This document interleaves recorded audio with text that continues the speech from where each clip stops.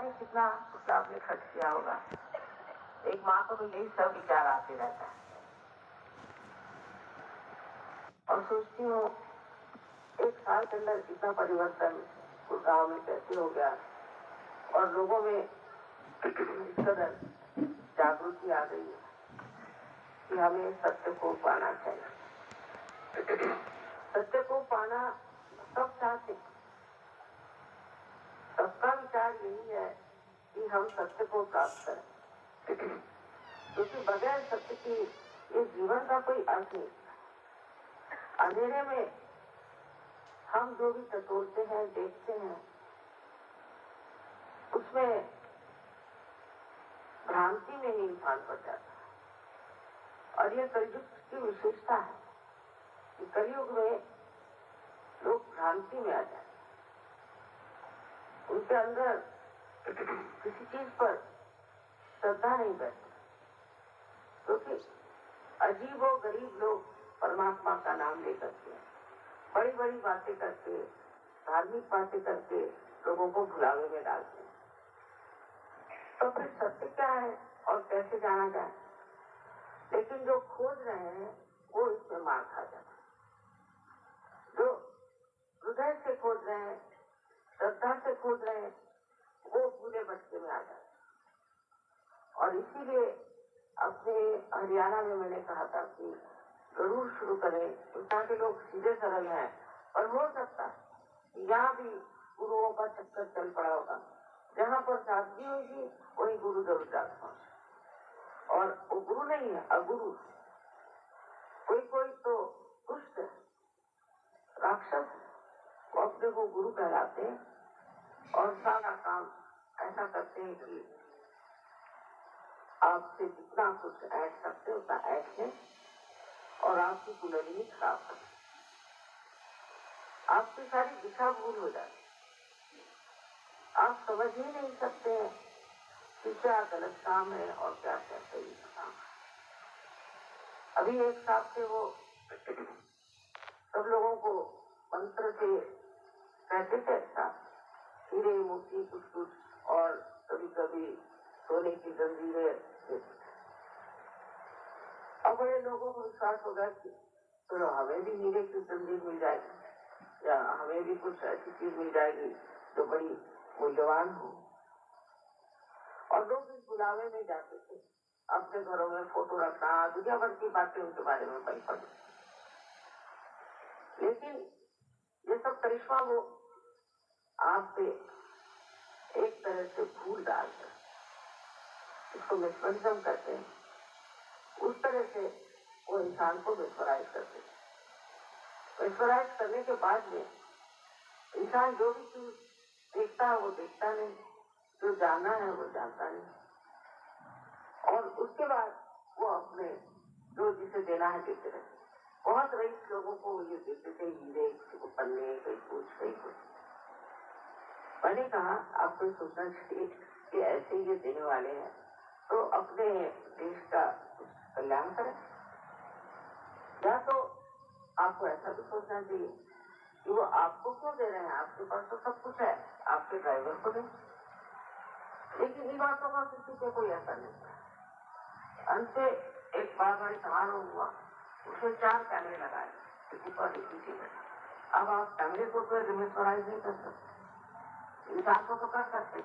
तो कैमरे ने फोटो खींची और उनकी टेप बन गई और सब लोग व्हाट्सएप पे ये महाराज है तो और कैसे करते लोगों को कैसे बुलावे में डालते। इस तरह से बहुत अनेक तरीके के लोग अनेक ढंग करते। और जब उनके पास बहुत ज्यादा पैसा हो जाता है तो कोई यूनिवर्सिटी खोल देंगे, तो कहीं कुछ और बना देंगे, बच्चों का स्कूल बना देंगे, कुछ न कुछ बना करके लोगों को बुलावे में डालेंगे। इन सब चीजों के पीछे में एक चीज याद रखते, हमेशा एक बात कि बेटे तुमको क्या मिला, तुमने क्या पाया। ये तो तुम्हारे गुरुओं ने पाया, तुमने क्या पाया। बहुत से लोग हैं वो कहते हैं हमें बड़ी शांति मिली, कोई कहते हैं हमें बड़ा सुख मिला। ऐसा कुछ है नहीं। ऐसे झूठे बुलावे में मनुष्य बैठा जाए। असल में आपको शक्ति मिली, अंदर शक्ति का जागरण होना चाहिए और आपकी जो सुप्त शक्तियां वो जागरूक होकर के और वो कार्यान्वित होनी चाहिए, उनके काम चाहिए। पर आपके पास जो चीजें हैं वही सब गायब हो रही और आपने तो कुछ पाया नहीं, और पाया तो कुछ जरूरत के साथ चीज पाली। ये तो बाजार में भी चीजें मिलती है, उसके लिए क्या जरूरी है कि आप इन गुरुओं की सेवा करें, उनको फोटो रखें और उनको बिजली लगाना है, तो एक पैसे की भी दमड़ी की भी कीमत है। लेकिन बुलावे में मनुष्य को आता है, इसका कारण है कलयुग, और इस कलयुग में अनेक ऐसे लोगों ने जन्म दिया है जो भगवान के नाम पर और धर्म के नाम पर और तरह तरह की बातें बना बना करके और कहते हैं कि हम बड़ा भारी कार्य कर रहे हैं।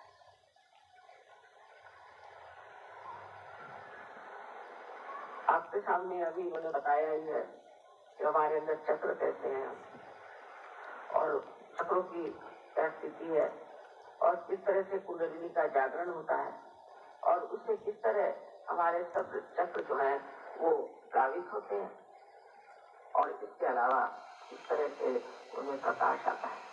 हमारा चित्त जैसे प्रकाश में हो जाता है और उससे हम देखने लग जाते हैं कि क्या क्या चीज हम गलत कर रहे हैं।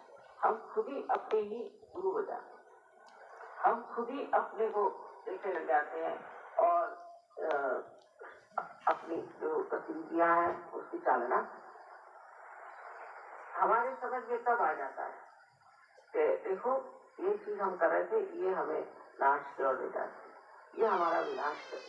ये खुद अपने आप समझ में आ जाता है, क्योंकि कुंडलिनी के जागरण से आपके आत्मा का प्रकाश आपके चित्त में आ जाता है। उसे आप एकदम देख लेते हैं। अभी आप सब लोग यहाँ बैठे हुए साथ में, और अगर कोई यहाँ प्रकाश में दे रहा हो तो आप एक दूसरों को भी नहीं जानिएगा। आप जब चलिएगा तो इससे लड़खड़ाई है, उससे लड़खड़ाएगी, या झगड़ा ही खड़ा हो जाए, किसी बच्चे के ही पैर पड़ जाए। यही है कि अज्ञान के अंधकार में इस कलयुग में मनुष्य खो जाता है, और उसके खोने का मुख्य कारण ये है कि अभी तक की जो कुछ भी प्रणालियां रही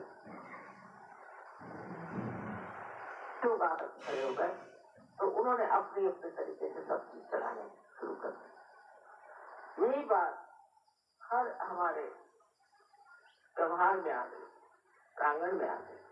अब सब लोग कहते देखिए हमारे जमाने में तो ऐसा नहीं था, आजकल पता नहीं ऐसे कैसे हो रहा है, हमारे जमाने में बात नहीं थी।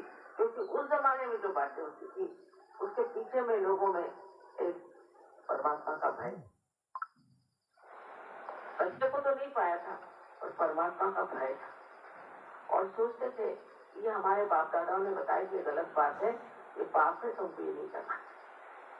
लेकिन अब वो भय उठ गया, क्योंकि परमात्मा है कि नहीं यही प्रश्न लोगों के सामने खड़ा हुआ है। परमात्मा पे हम विश्वास करें या नहीं करें, और फिर परमात्मा की जगह ऐसे अगुरु आके खड़े हो गए, ऐसे दुष्ट लोग जिनको की पता नहीं क्या कहना चाहिए, तो वो बीच में खड़े हो जाने से सारी ही परमात्मा की सृष्टि बदल गई और हम भी बदल गए, और बहुत सारी ऐसी गलत बातें होने लग गई कि जो होनी नहीं थी। मनुष्य बहुत ज्यादा अपने में ही सीमित रह गया, अपने में ही, अपने स्वार्थ में, अपने विचार में, और उसने परमार्थ के और लक्ष्य नहीं। क्योंकि जब आप मंदिरों में जाओ, चर्च में जाओ, मस्जिदों में जाओ, कहीं भी जाओ, बस पैसा पैसा, हर जगह पैसा, पैसे दिए बिना कुछ नहीं होता। कोई समझता ही नहीं है जब कहते हैं कि सहयोग में पैसा नहीं दिए, कोई नहीं समझता। अब बताइए ये तो सुंदर यहाँ फूल लगे, इन फूलों को हमने प्राप्त किया, ठीक है, माली को पैसे दिए, पर इस पृथ्वी माता को कुछ पैसा दिया क्या? जिसने काम किया उसको आपको कुछ पैसा नहीं दिया, क्योंकि वो पैसा समझती नहीं, उसको मालूम नहीं पैसा चीज क्या, उसका कोई मूल्य ही उसके सामने नहीं है कि पैसा कोई बड़ी भारी चीज है या उसको प्राप्त करा दे। और वो तो इसी में आनंदित है कि मेरे अंदर जो एक शक्ति बंधी हुई है, जिससे मैं एक बीज को एक सुंदर से वृक्ष में भी परिवर्तित कर सकती हूँ, तो क्यों न करूं। और उसी परिवर्तन क्रिया को वो अपना सबसे महत्वपूर्ण कहना चाहिए संपत्ति का दान समझते। इसी प्रकार सहज योग में भी आप जानिए कि ये एक जीवंत क्रिया है, जीवंत। वो कैसे घटित होती? कोई पूछेगा कि एक बीज का लगाइए तो उसमें से पौधा कैसे निकल आता है? कोई जवाब नहीं। जो बीज है उसमें भी ये चीज निहित है, उसमें भी ये चीज है, और जो ये जमीन है उसमें भी वही चीज बंधी हुई कि जिससे ये पनपता है। ये सब अंदर से बंधी हुई चीजें शुरू से परमात्मा ने बनाई हुई है, और उसी के कारण ये सृष्टि जो है इससे तो भी ऐसे कार्यों को करती है, इसको हम समझ नहीं पाते। जैसे अब एक फूल का पेड़ पौधा है, वो एक ही हद तक बढ़ेगा। एक आम का पेड़ है तो एक ही हद तक बढ़ेगा, आम में सेब नहीं लगेगी। ये सारी सीमाएं पालने वाली जो शक्ति है उसी को हम परम चैतन्य है। इसको बहुतों ने नानक साहब की आज शताब्दी है, उनको नमस्कार करके हम कहते हैं।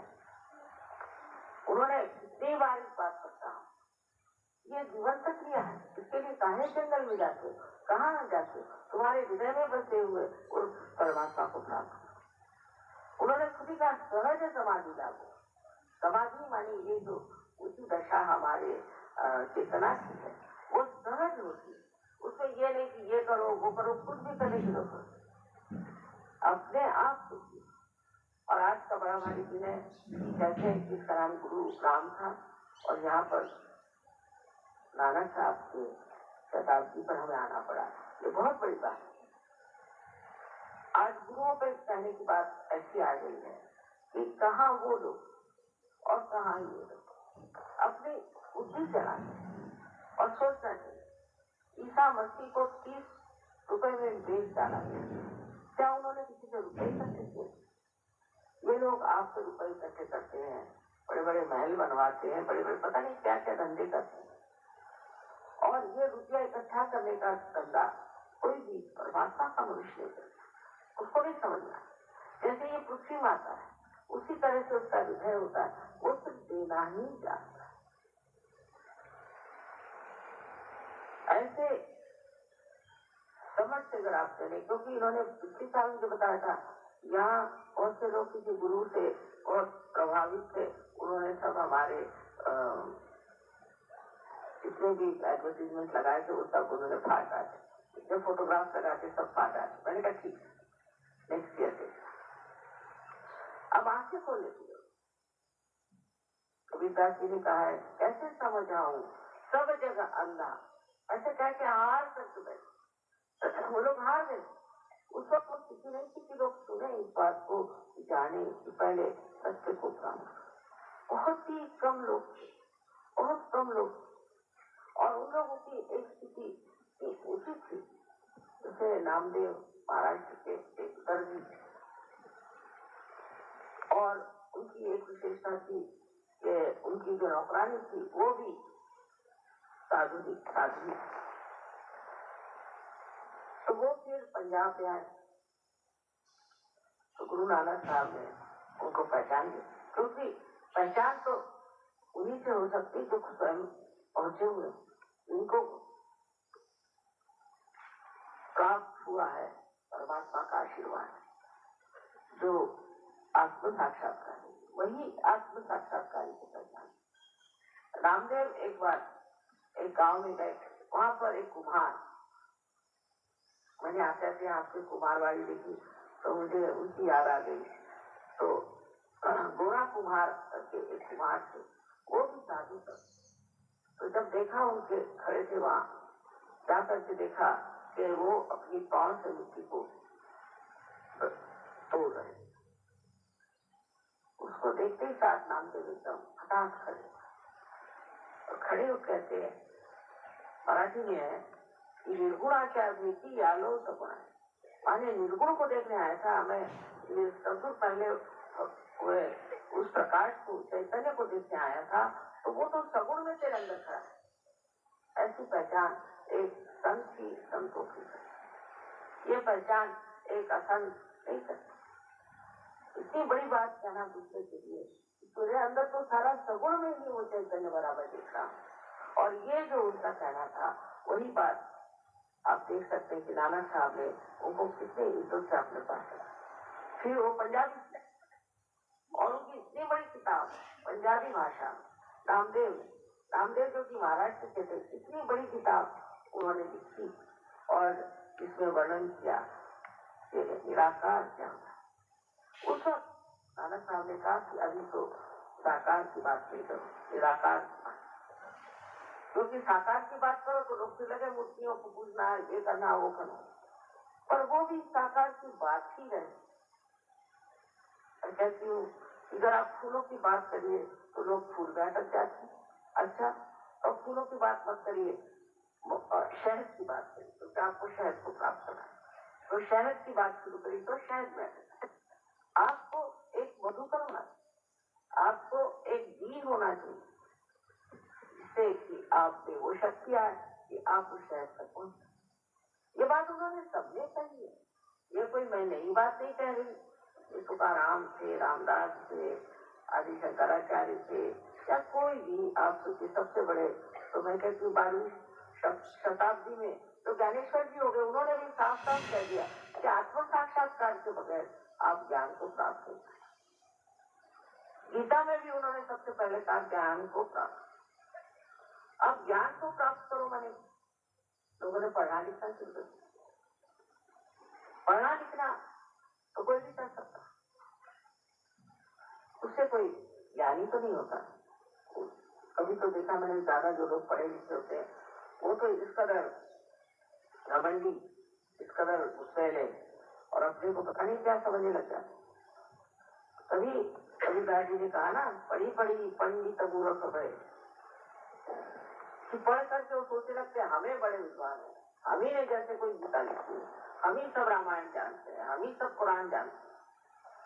और इसमें एक तरह की जो मद का नशा चल रहा है, उससे आदमी देख भी नहीं सकता कि मैं जिसको कहना हूँ ज्ञान, वो ज्ञान नहीं है, क्योंकि ज्ञान एक जिसमें हम अपने नसों पर जान सकते हैं, अपने सेंट्रल नर्वस सिस्टम में ज्ञान को जानना है। जैसे आज इंसान और पशु में अंतर है कि बहुत सी बातें इंसान जानता है, पशु नहीं जानता। वो जानता है अपने सेंट्रल नर्वस सिस्टम, अपने हाथ में बचे हुए नसों से जानते हैं। ज्ञान, इसे ज्ञान है। ये बोध, ये शब्द बुद्ध ने भी इस्तेमाल किया, बोध। बोध माने हमारे अंदर जो हमारी यंत्रणा है पूरी बनी हुई, कि हमारे शरीर में जो ब्रेन है और उसकी जो कुछ चीजें हैं, उस सब में इसका ज्ञान होना चाहिए। जैसे आप बैठे हैं, आप देख रहे हैं कि यहाँ लाइट चल रही, अभी आप सब देख रहे हैं और सब यही बात जान रहे हैं कि यहाँ लाइट चल रही। इसमें तो कोई शंका नहीं कर सकता, क्योंकि आप अपने आंख से देख, अपने सेंट्रल नर्वस सिस्टम से आता है। इसी प्रकार ज्ञान वो होगा जो आप अपने शरीर के अंदर उसे महसूस करें, अपने बुद्धि चातुर्य से नहीं, या अपने भावना से नहीं, हाँ मैं तो बस भगवान में रस हूँ और मैं तो बस भगवान की गाना गाती रहती हूँ और फलाना, इसमें कोई नाटक। और इसलिए एक माँ के रिश्ते में आपसे बताती हूँ कि नाटकों से दूर है। सत्य को पाने के लिए सबसे बड़ी चीज ये है कि आप अपने को जानिए कि आप इसलिए दुनिया में आए। साइंस आपको सब चीजों का जवाब दे सकता है, ऐसा लोग सोचते हैं, ये गलत है। बहुत सी बातों का वो जवाब दे ही नहीं, और खास करके इसका जवाब नहीं दे सकता कि आप इस दुनिया में आए क्यों, आपका यहाँ आने से मतलब। इस पर गौर करके देखना चाहिए कि हमने अपने को जाना ही, जाना नहीं है। हम कहते हैं मेरी बुद्धि कह रही है और मेरा दिमाग सोचता है, या हम कहते हैं कि ये मेरा है, मेरी आंख, मेरा हाथ, पर ये मेरा मैं है कौन? इसको हमने जाना नहीं, ये मैं कौन, यही जानना आत्म साक्षात्कार। और उसके जानने का मतलब बुद्धि पुरस्कार नहीं कि वो अपने दिमाग से जाना जाएगा, ये बात नहीं। वो आपके नस नस पे जाना जाना, और जब वो इस तरह से जाना जाएगा वही असल में ज्ञान है। ये बात कृष्ण ने सबसे पहले अर्जुन को बताई, और अर्जुन ने फिर सवाल पूछे तो उन्होंने कहा ठीक है, तू कर्म करो और सब परमात्मा पे छोड़ो, कोई नहीं कर। कृष्ण जो थे वो कहना चाहिए बड़े बड़ी डिप्लोमैट, उनको क्या इंसान की खोपड़ी होती है, उसको कोई किसी सरल बात बताने से उसकी खोपड़ी में जाएगी नहीं, तो उसी तरह से बता दिया कि तू सारे कर्म को परमात्मा में छोड़। तो कोई जब मर्डर होगा तो वो भी कहेगा कि हाँ भाई ठीक मैंने छोड़ दिया कृष्ण, कोई बुरा काम करे करे छोड़ दिया। कृष्ण जानते थे कि ये लोग थक के फिर समझ जाएंगे कि इसमें कुछ न कुछ बात, ये तभी हो सकता है जब आत्म साक्षात्कार आप, जब आप आत्म साक्षात्कारी होते हैं तब आपके दिमाग में ये बात नहीं रहती कि मैं ये कर रहा हूँ या मैं नहीं कर रहा हूँ, हो रहा सब घटित हो रहा। कोई सहयोगी अगर किसी को उसकी कुदरती जगा रहा है, मैंने कभी क्या बात चढ़ नहीं रही उतर नहीं रही, तो बनता नहीं मामला इनसे, ये नहीं कहना कि मैं नहीं कर रहा हूँ, ऐसे नहीं कहना। ये बड़ी भारी कमाल है, अपने आप ये घटित हो जाता है और मनुष्य जो है अकर्म में आ जाता है। यही चीज सहयोग से आप प्राप्त करें, सह माने आपके साथ और जो माने पैदा हुआ, ये आपका हक, आपका हक है कि आप,